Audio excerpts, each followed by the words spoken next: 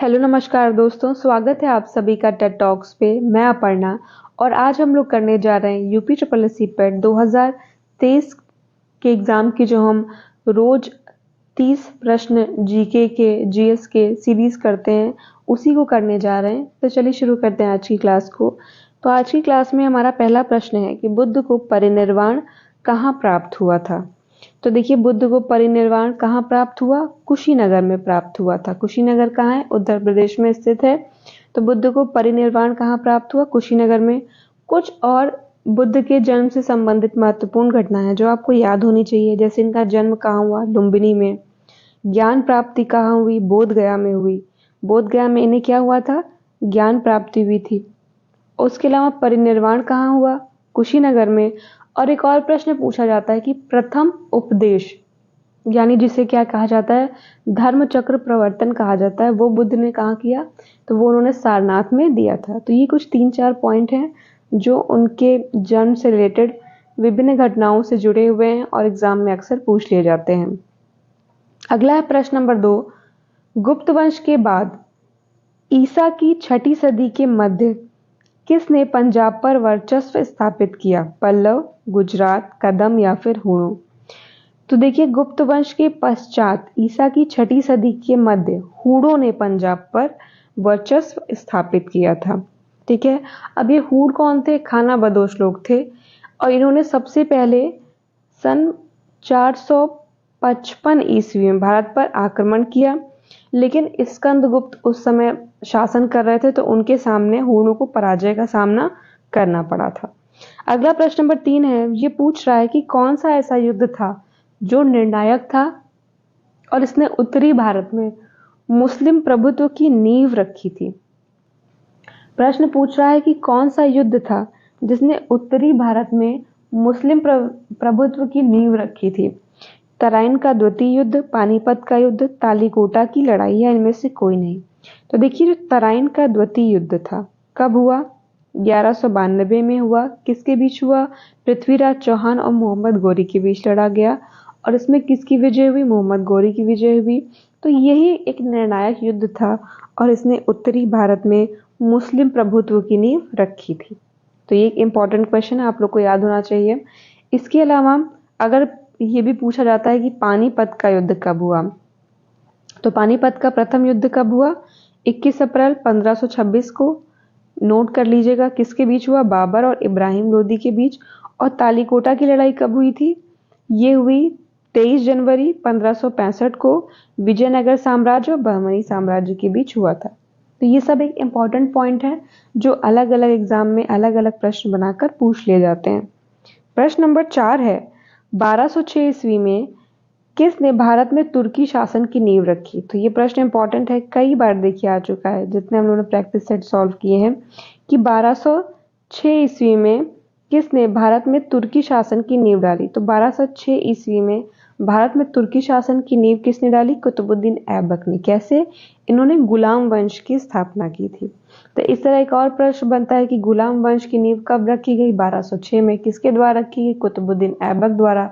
या कुतुबुद्दीन ऐबक द्वारा गुलाम वंश की नींव कब रखी गई? 1206 ईस्वी में रखी गई। तो देखिए, एक ही प्रश्न आपको 2-3 प्रश्न जो है ये उत्तर सिखा देता है, इसलिए ध्यान से सुनते चलिए और जितना भी बोलूं उसको आप हो सके तो नोट कर लीजिए। अब अगला प्रश्न है कि पानीपत का प्रथम युद्ध किनके बीच लड़ा गया? तो पानीपत का प्रथम युद्ध किसके बीच में लड़ा गया? इब्राहिम लोदी और बाबर के बीच में लड़ा गया था। कब? 21 अप्रैल सन 1526 में।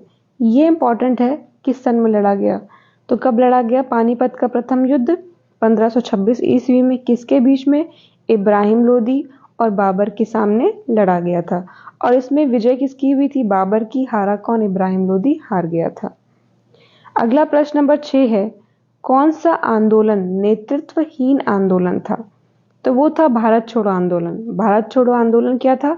ये एक नेतृत्वहीन आंदोलन था। ये कब शुरू हुआ? 8 अगस्त 1942 से आरंभ हुआ था, लेकिन क्या हुआ कि ब्रिटिश सरकार ने 9 अगस्त 1942 को 0 आवर ऑपरेशन द्वारा भारत के सभी शीर्ष नेताओं को गिरफ्तार कर लिया या नजरबंद कर लिया था। तो इस आंदोलन का नेतृत्व करने वाला कोई भी नहीं था।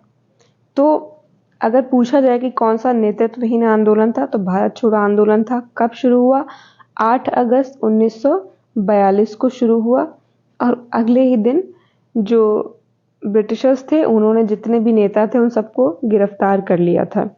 और इस आंदोलन के दौरान ही गांधी जी ने कहा था कि प्रत्येक व्यक्ति, नेता और कार्यकर्ता स्वयं है, अपना कार्यक्रम स्वयं बनाइए, लागू करिए। और इसी आंदोलन के दौरान उन्होंने करो या मरो का नारा भी दिया था। तो ये भी एक इम्पॉर्टेंट पॉइंट है कि गांधी जी ने करो या मरो का नारा कब दिया? तो भारत छोड़ो आंदोलन के टाइम दिया था।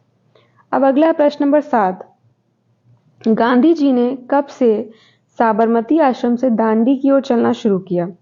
तो इसमें आपका सही ऑप्शन नंबर है 12 मार्च 1930 को अपने 78 अनुयायियों के साथ साबरमती आश्रम से दांडी की ओर चलना शुरू किया था उन्होंने। अब प्रश्न नंबर 8 है और देखिए ये एक इम्पॉर्टेंट क्वेश्चन है, कई सारे सेट में पूछा जा चुका है कि बंगाल का विभाजन कब घोषित किया गया? बंगाल का विभाजन कब घोषित किया? 19 जुलाई 1905 को भारत के तत्कालीन वायसराय कौन थे उस समय? लॉर्ड कर्जन थे, उनके द्वारा घोषित किया गया था। और इस विभाजन को इतिहास में बंग भंग के नाम से भी जानते हैं। किस नाम से जानते हैं? बंग भंग के नाम से भी जानते हैं। जितना मैं लिख रही हूँ सब इंपॉर्टेंट पॉइंट है, आपके एग्जाम में पूछा जाता है।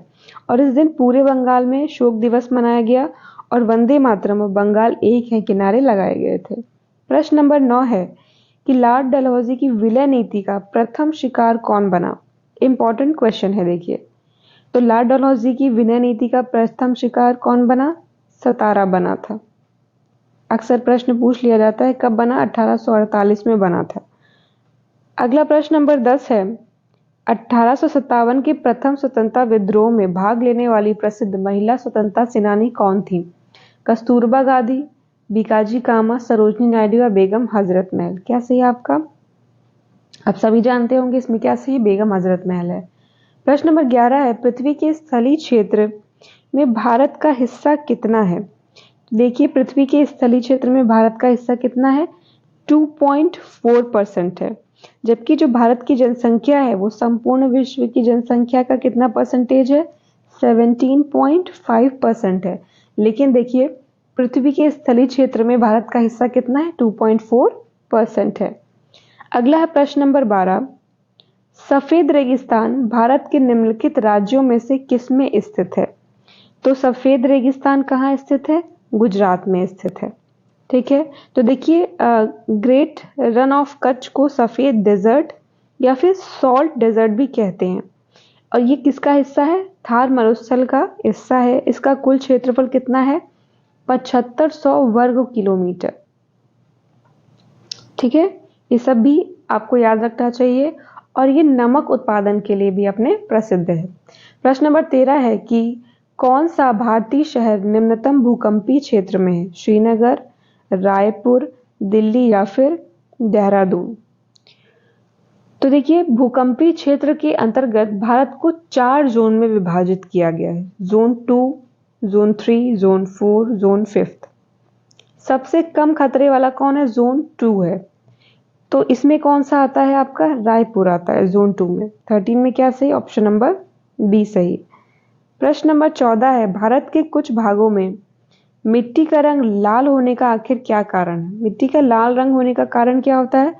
फेरिक ऑक्साइड की उपस्थिति। तो मिट्टी के लाल रंग होने का कारण क्या होता है? फेरिक ऑक्साइड की उपस्थिति होती है। 14 में आपका क्या सही हो जाएगा? ऑप्शन नंबर सी सही हो जाएगा। प्रश्न नंबर 15 है डिगबोई खानों में से निम्न में से कौन सा प्रचुर मात्रा में पाया जाता है? प्रचुर मात्रा में क्या पाया जाता है? पेट्रोलियम पाया जाता है। और वर्ष 1901 में यहाँ एशिया की पहली रिफाइनरी को शुरू किया गया था। ठीक है, अब अगला प्रश्न नंबर 16 है कि भारतीय अर्थव्यवस्था के संदर्भ में कौन सा प्राथमिक क्षेत्र के अंतर्गत आता है? भारतीय अर्थव्यवस्था यानी इंडियन इकोनॉमी के कॉन्टेक्स्ट में पूछा जा रहा है कि क्या प्राथमिक क्षेत्र के अंतर्गत आता है? तो क्या आएगा? कृषि आता है। क्या सही है आपका? ऑप्शन नंबर डी सही है 16 में। प्रश्न नंबर 17 है एसबीआई के उस अग्रणी व्यापक डिजिटल उत्पाद का नाम क्या है जिसे विश्व की नवीनतम डिजिटल प्रौद्योगिकी का उपयोग करके बनाया गया है। तो वो क्या है? You only need one. क्या है जिसे हम लोग कहते हैं योनो? योनो भी कहते हैं ना जिसे हम लोग। तो क्या सही हो जाएगा? ऑप्शन नंबर बी सही हो जाएगा। अगले प्रश्न की तरफ चलते हैं। प्रश्न नंबर 18 है, प्रधानमंत्री सुरक्षा बीमा योजना के तहत जोखिम कवरेज कितना है? अब ये सब आप लोग को पता होना बहुत जरूरी है। तो प्रधानमंत्री सुरक्षा बीमा के तहत जोखिम कवरेज कितना है? 2 लाख का है। इस योजना का आरंभ कब किया गया? 9 मई 2015 को कोलकाता में किया गया था। प्रश्न नंबर 19 है, काले धन पर विशेष जांच दल यानी एसआईटी जिसने 3 लाख रुपए से अधिक के नगद लेन देन पर प्रतिबंध लगाने की सिफारिश की थी, उसके अध्यक्ष कौन थे? तो उसके अध्यक्ष कौन थे? एमबी शाह थे। 19 में आपका क्या सही हो जाएगा? ऑप्शन नंबर सी सही हो जाएगा। अब अगला है प्रश्न नंबर 20। प्रश्न नंबर 20 पूछ रहा है कि केंद्रीय महिला एवं बाल विकास मंत्रालय ने निर्भया फंड के तहत कितने शहरों को सुरक्षित बनाने के लिए 2919 करोड़ की परियोजनाओं को मंजूरी दी थी? तो वो कितनी परियोजनाएं थी? 8 थी। प्रश्न नंबर 21 है, कौन सा देश लोकतांत्रिक देश नहीं है? अमेरिका, चीन, श्रीलंका या फिर भारत? तो कौन सा लोकतांत्रिक देश नहीं है? वो चीन है। क्या सही हो जाएगा? ऑप्शन नंबर बी सही हो जाएगा इसमें आपका। प्रश्न नंबर 22 है कि आपातकालीन या आपदाओं के मामले में भारत सरकार द्वारा निम्नलिखित में से कौन सी निधि का उपयोग किया जा सकता है? तो आपातकालीन या आपदाओं के मामले में किस निधि का प्रयोग किया जाता है? क्या सही होगा? देखिए प्रश्न क्या पूछ रहा है कि आपातकालीन या आपदाओं के मामले में भारत सरकार द्वारा निम्नलिखित में से कौन सी निधि का प्रयोग किया जाएगा? आकस्मिक निधि का प्रयोग किया जाएगा। क्या सही हो जाएगा आपका? ऑप्शन नंबर ए सही हो जाएगा। और देखिए इसका उल्लेख भारतीय संविधान के अनुच्छेद 267 में किया भी गया है। आकस्मिक निधि का कहाँ उल्लेख मिलेगा आपको? अनुच्छेद 267 में। इंपॉर्टेंट पॉइंट है, उसको नोट कर लीजिएगा। प्रश्न नंबर 23 है, राजनीतिक स्पेक्ट्रम के किस दल से क्रांतिकारी सोशलिस्ट पार्टी संबंधित है? किससे संबंधित है? वामपंथी। क्या सही हो जाएगा? ऑप्शन नंबर बी सही हो जाएगा। प्रश्न नंबर 24 है, राजनीतिक नेता प्रेम सिंह तमांग निम्नलिखित में से किस भारतीय राज्य से संबंधित हैं? प्रेम सिंह किससे संबंधित है? सिक्किम से संबंधित हैं। ये सिक्किम क्रांतिकारी मोर्चा यानी एसकेएम से के संस्थापक हैं, जो सिक्किम की प्रमुख विपक्षी पार्टी है और वर्ष 1994 से लेकर 2009 तक ये सिक्किम सरकार के विभिन्न विभागों के मंत्री भी रहे थे और इस दौरान वो सत्तारूढ़ राजनीतिक दल सिक्किम डेमोक्रेटिक फ्रंट के प्रमुख नेता थे। प्रश्न नंबर 25 है, भारतीय संविधान में पहला संशोधन कब किया गया? ये भी एक इम्पॉर्टेंट क्वेश्चन है कि भारतीय संविधान में पहला संशोधन कब किया गया? कब किया गया? वर्ष 1951 में किया गया था और इस प्रक्रिया का विवरण संविधान के लेख 368 के भाग 20 में दिया भी हुआ है। तो 25 में क्या सही हो जाएगा आपका? ऑप्शन नंबर ए सही हो जाएगा कि भारतीय संविधान में पहला संशोधन कब किया गया? वर्ष 1951 में किया गया। प्रश्न नंबर 26 है, विद्युत आवेश के प्रवाह की दर को क्या कहते हैं? विद्युत आवेश के प्रवाह की दर को क्या कहते हैं? विद्युत धारा कहते हैं। तो क्या होता है? देखिए विद्युत धारा का फॉर्मूला क्या है? कुल आवेश बटे समय माइनस अंतराल होता है। तो 26 में आपका ऑप्शन नंबर बी सही हो जाएगा। प्रश्न नंबर 27 है, वायु के संपर्क में आने पर चांदी डैश के बनने के कारण काली पड़ जाती है। तो क्या बनने के कारण काली पड़ जाती है?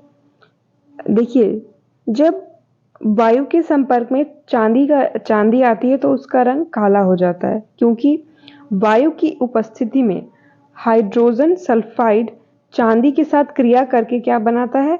सिल्वर सल्फाइड बनाता है, जो चांदी के ऊपर एक परत के रूप में जम जाता है और इसका रंग कैसा पड़ जाता है? काला पड़ जाता है। अगला है प्रश्न नंबर 28, डीएनए के वाटसन और क्रिक मॉडल हेतु निम्नलिखित में से कौन सा असत्य है? अब वाटसन और क्रिक का जो मॉडल था डीएनए का, उसके संबंध में कौन सा असत्य है ये हमें बताना है। कुंडली में गहरे चौड़े बड़े खांचे और छिछले संकीर्ण छोटे खांचे हैं। अब देखिए, जो सही है आपको वो भी याद करते चलना है। दोनों तंतु प्रति समानांतर चलते हैं। फिर आपका जो ऑप्शन नंबर सी है वो भी इसमें सही है, लेकिन जो ऑप्शन नंबर डी दिया हुआ है वो असत्य है। डीएनए के संबंध में जो वाटसन और क्रिक ने मॉडल दिया था वो, तो 28 में आपका क्या असत्य हो जाएगा? ऑप्शन नंबर डी असत्य हो जाएगा। अगला प्रश्न नंबर 29 है, जन्मजात रोग प्रतिरोधिता का शरीर क्रियारोधी चुनना है। 29 में पूछ रहा है, तो ये इसमें आपका ऑप्शन नंबर बी से हो जाएगा, आमाशय में अम्ल हो जाएगा। और आज की क्लास का आखिरी प्रश्न है कि एक भ्रूण जिसमें पिता से एक्स गुणसूत्र प्राप्त है से क्या विकसित होगा?